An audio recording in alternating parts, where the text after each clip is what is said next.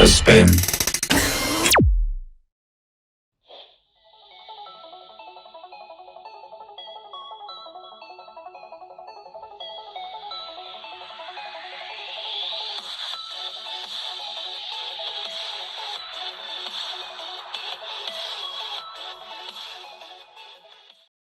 Hi everyone, this is Alex from Life with Gadgets, and I finally have the Ayaneo 2 in my hands.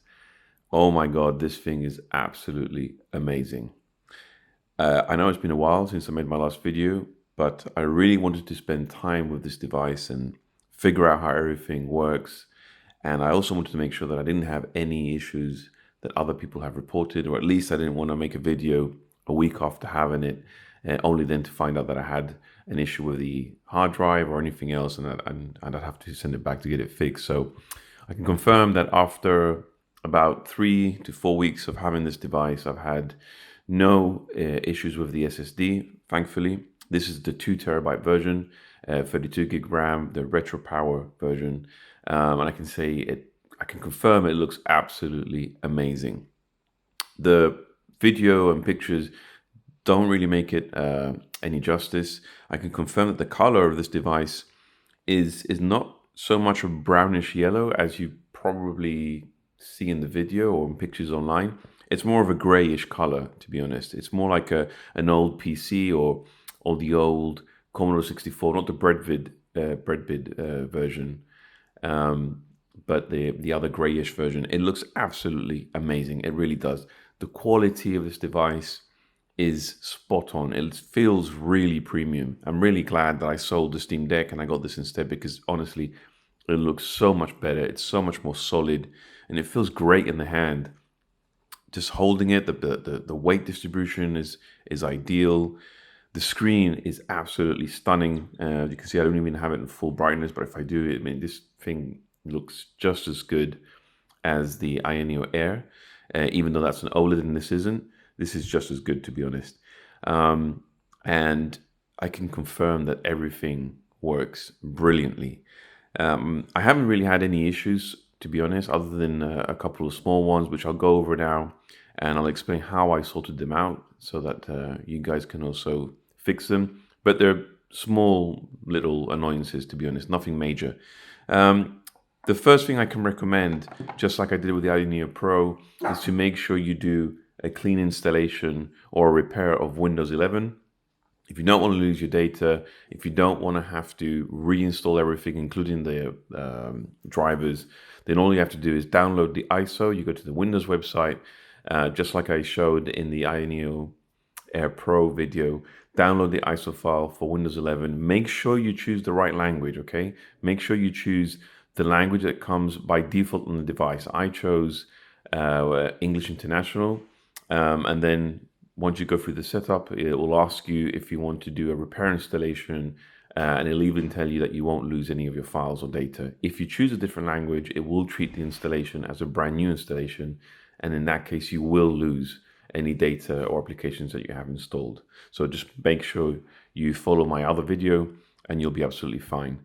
Other than that, I really recommend that you download an application. I'll leave a link in the description, that is called Crystal Disk Info. Okay, I'll open it here just so you can see. And what this does is it basically runs diagnostics on your hard drive, on the SSD, and it will tell you if there's any potential issues with the actual.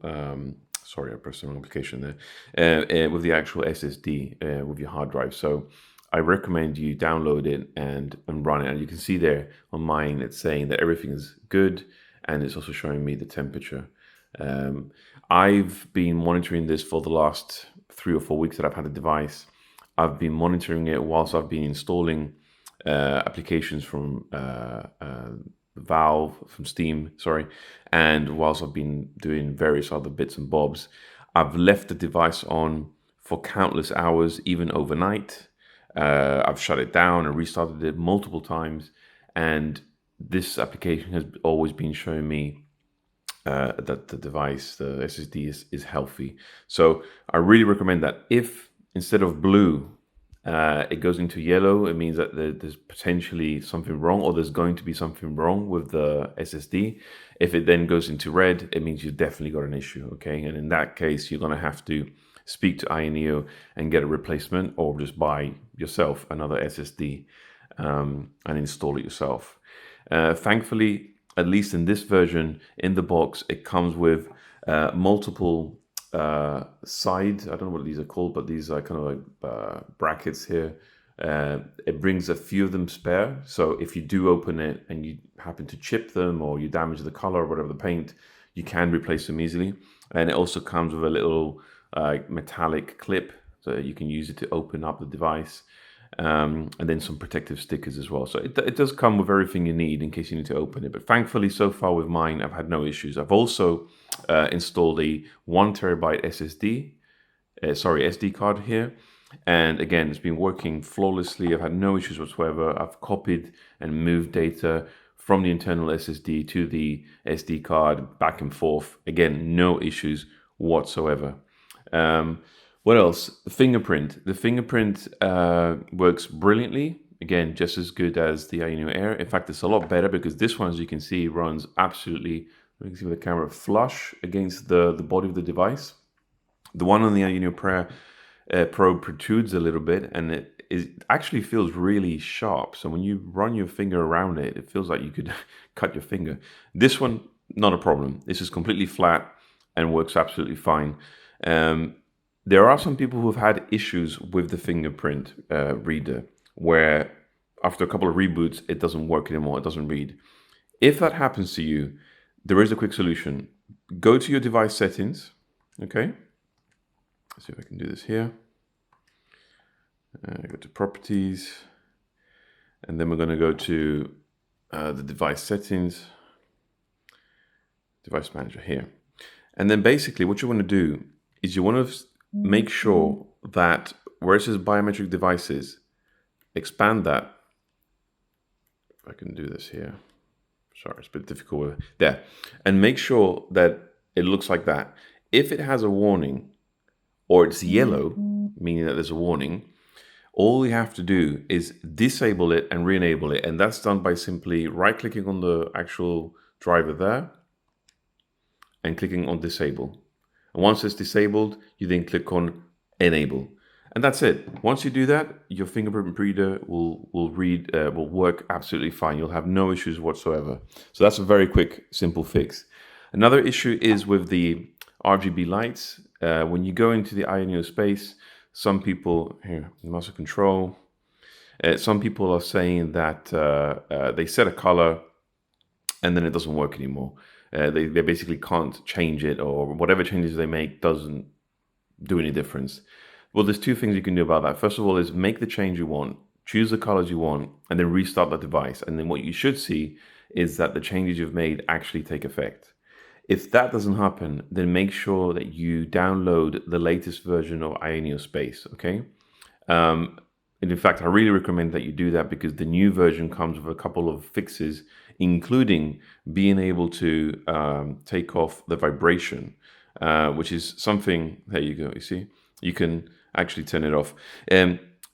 This is something that I really recommend because the actual vibration of this device doesn't really make much sense, to be honest. It's more of an annoyance than a feature, a positive feature.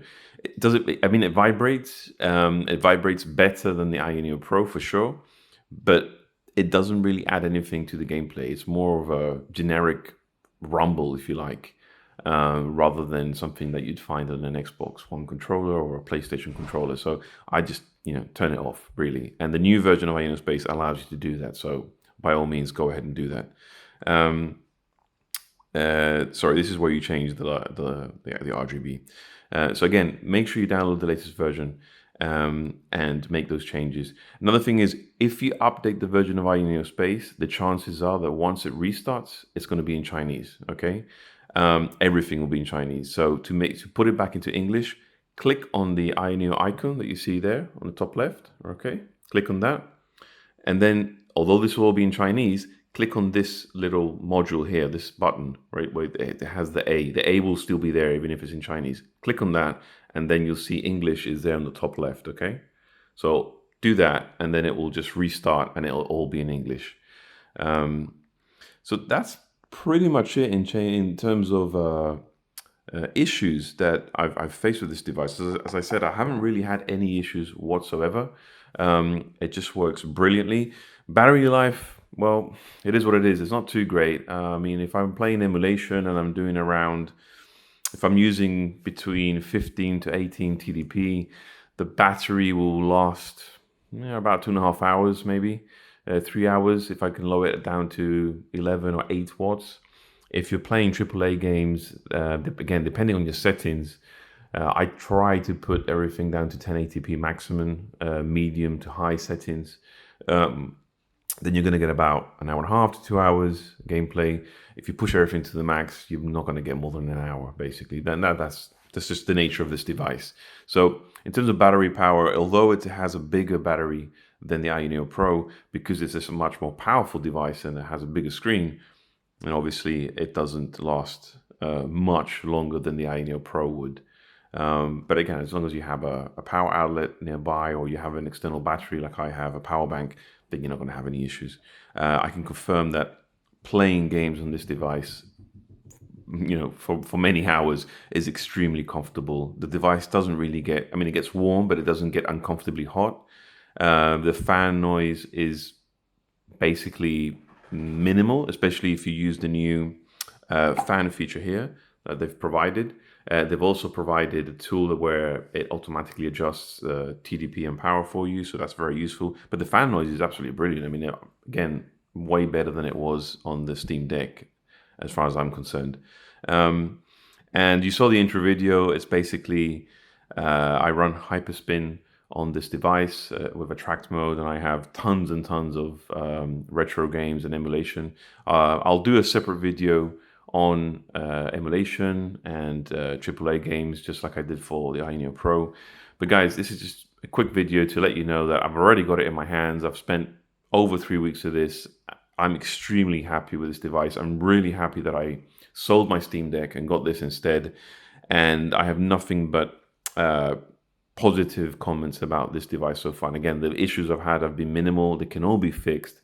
The biggest issue is the SSD that does fail, or has failed for quite a few people.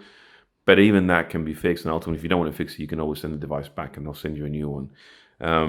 But that's it for now, guys. I just wanted to let you guys know that I'm on it. I've got it, and I'll start making more videos like I did for the Ayaneo Air. But if you have any questions or any comments, please leave them below, and don't forget to subscribe. Thanks, guys.